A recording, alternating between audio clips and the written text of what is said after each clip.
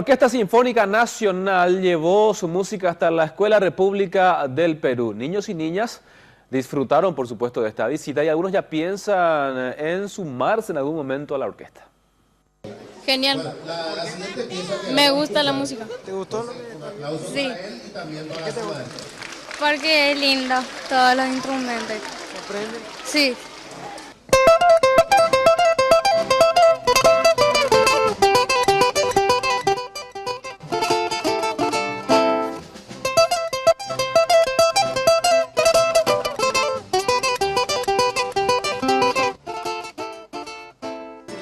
Muy importante realmente para su formación, tanto musical como en todo sentido, ¿verdad?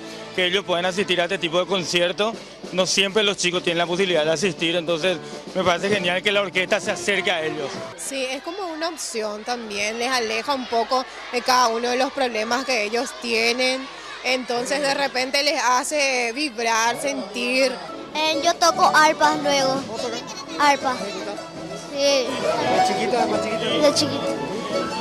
¿Música paraguaya? Sí. Y su madre así lo confirma.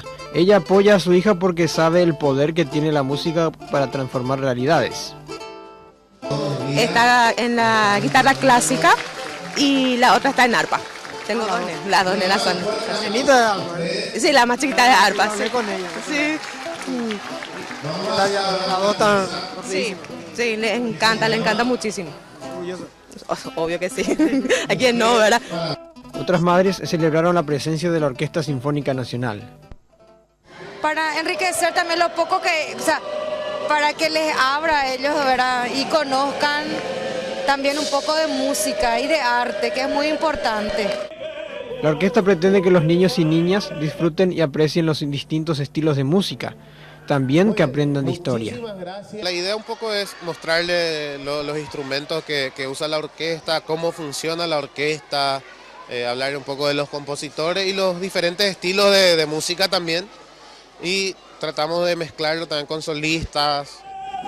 Los conciertos didácticos se marcan en el plan La Sinfónica en mi aula y se desarrolla en varios centros educativos del país.